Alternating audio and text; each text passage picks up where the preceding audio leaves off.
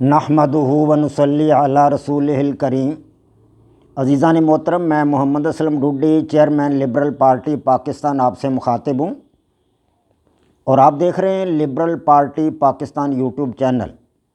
عزیزان محترم، اس چینل کے توسط سے آپ کے سامنے لبرل پارٹی پاکستان کا منشور بیان کیا جاتا ہے، اور میں اسی مقصد کے لیے وقتاً فوقتاً آپ کے سامنے اپنے خیالات کا اظہار کرتا رہتا ہوں۔ عزیزان محترم، liberal party Pakistan YouTube channel آپ کا اپنا چینل ہے۔ میں توقع ظاہر کرتا ہوں اور امید کرتا ہوں کہ آپ اس چینل کو سبسکرائب کریں گے، لائک کریں گے، شیئر کریں گے اور بیل آئیکن کو بھی دبا دیں گے، تاکہ پارٹی کی طرف سے دی جانے والی معلومات اور گزارشات بر وقت آپ کے پاس پہنچیں اور آپ کے دوست احباب اور عزیز و اقارب ان سے مکمل طور پر استفادہ کر سکیں۔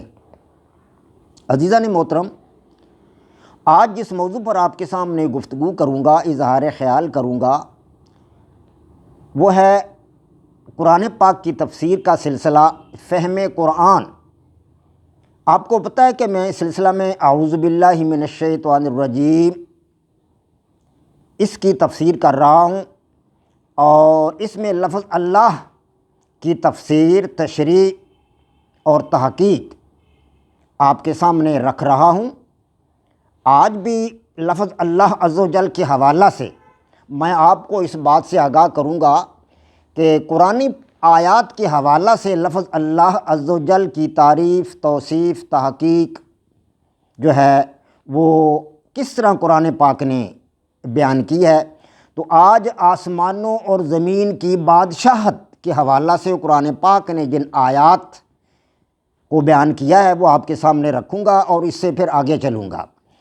تو زمین و آسمان کی بادشاہت اللہ عز و جل کے ہاتھ میں ہے، اور اس بادشاہت میں اس کا نہ کوئی ساجی ہے، نہ کوئی شریک ہے، اور نہ کوئی حصہ دار ہے۔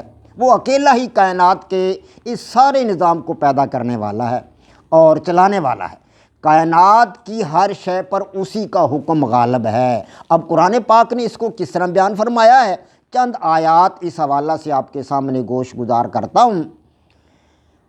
قرآن پاک نے فرمایا کہ جو کچھ آسمانوں اور جو کچھ زمین میں ہے سب خدا ہی کا ہے۔ تم اپنے دلوں کی بات کو ظاہر کرو گے تو اور چھپاؤ گے تو خدا تم سے اس کا حساب لے گا، پھر وہ جسے چاہے عذاب دے، اور خدا ہر چیز پر قادر ہے۔ سورہ البقرہ آیت نمبر 284، پارہ 3۔ اس سے آگے فرمایا، کہو کہ اے خدا، اے بادشاہی کے مالک، تو جس کو چاہے بادشاہی بخش دے اور جس سے چاہے بادشاہی چھین لے، اور جس کو چاہے عزت دے اور جسے چاہے ذلیل کر دے۔ ہر طرح کی بھلائی تیرے ہی ہاتھ میں ہے، بے شک تو ہر چیز پر قادر ہے۔ سورہ آل عمران آیت 26، پارہ 3۔ اس سے آگے فرمایا، اور جو کچھ آسمانوں اور جو کچھ زمین میں ہے سب خدا ہی کا ہے، اور سب کاموں کا رجوع اور انجام خدا ہی کی طرف ہے۔ سورہ آل عمران آیت 109، پارہ 3۔ تھوڑا سا اور آگے جا کر قرآن پاک نے ارشاد فرمایا کہ اور آسمانوں اور زمین کی بادشاہی خدا ہی کو ہے، اسی کے لیے ہے، اور خدا ہر چیز پر قادر ہے۔ سورہ آل عمران آیت 199، پارہ 4۔ اس سے آگے فرمایا قرآن پاک نے کہ آسمانوں اور زمین میں اور جو کچھ ان میں ہے سب پر خدا ہی کی بادشاہی ہے، اور وہ ہر چیز پر قادر ہے۔ سورہ المائدہ آیت 120، پارہ 7۔ اس سے آگے جا کر قرآن پاک نے فرمایا کہ خدا ہی ہے جس کے لیے آسمانوں اور زمین کی بادشاہت ہے، وہی زندگانی بخشتا اور وہی موت دیتا ہے، اور خدا کے سوا تمہارا کوئی دوست اور مددگار نہیں ہے۔ سورہ توبہ آیت 116، پارہ 11۔ اسی طرح آگے فرمایا کہ جو کچھ آسمانوں میں ہے اور جو کچھ زمین میں ہے اور جو کچھ ان دونوں کے بیچ میں ہے اور جو کچھ زمین کی مٹی کے نیچے ہے سب اسی کا ہے، اور اگر تم پکار کر بات کہو تو وہ چھپے بید اور نہایت پوشیدہ بات تک کو جانتا ہے۔ سورہ طٰہٰ آیت 6 پارہ 16۔ اور اس سے آگے فرمایا قرآن پاک نے کہ اور آسمانوں اور زمین کی بادشاہی خدا ہی کے لیے ہے اور خدا ہی کی طرف لوٹ کر جانا ہے۔ سورہ النور آیت 42 پارہ 18۔ اس سے آگے فرمایا کہ وہ ذات پاک ہے جس کے ہاتھ میں ہر چیز کی بادشاہت ہے اور اسی کی طرف تم کو لوٹ کر جانا ہے۔ سورہ یاسین آیت 83 پارہ 23۔ اس سے آگے فرمایا کہ تمام بادشاہت خدا ہی کی ہے، آسمانوں کو بھی اور آسمانوں کی بھی اور زمین کی بھی۔ وہ جو چاہتا ہے پیدا کرتا ہے، جسے چاہتا ہے بیٹیاں عطا کرتا ہے اور جسے چاہتا ہے بیٹے عطا کر دیتا ہے۔ سورہ الشورى آیت 49 پارہ 25۔ اس سے آگے پھر بات پر زور دینے کے لیے سوالیہ انداز اختیار کیا قرآن پاک نے اور لوگوں کے دلوں میں اللہ عز و جل کے وجود کی عظمت کو اجاگر اور جاگزیں کیا۔ جی ہاں، قرآن پاک نے اور فرمایا، قرآن پاک نے ارشاد فرمایا کہ کیا تمہیں معلوم نہیں کہ آسمانوں اور زمین کی بات خدا ہی کی ہے اور خدا کے سوا تمہارا کوئی دوست اور مددگار نہیں ہے۔ سورہ البقرہ آیت 107 پارہ 1۔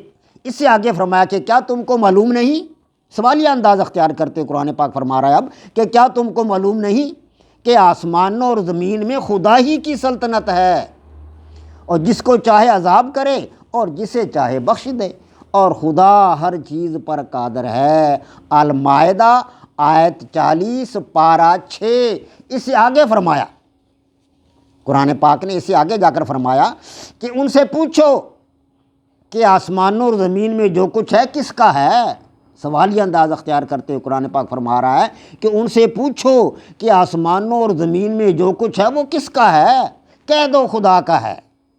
اس نے اپنی ذات پاک پر رحمت کو لازم قرار دے لیا ہے اور وہ تم سب کو قیامت کے دن جس میں کچھ بھی شک نہیں ضرور جمع کرے گا۔ جن لوگوں نے اپنے تئیں نقصان میں ڈال رکھا ہے اور وہ ایمان نہیں لاتے اور جو مخلوق رات اور دن میں بستی ہے اسی کی ہے اور وہ سنتا اور جانتا ہے۔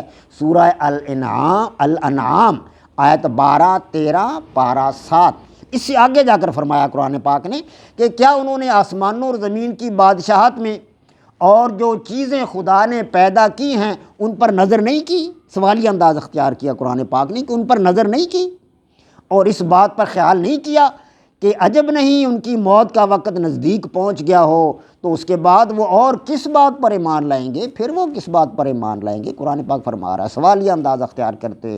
سورہ الاعراف آیت 185 پارہ 9۔ وما علینا الا البلاغ۔ پاک فوج زندہ باد، پاکستان پائندہ باد۔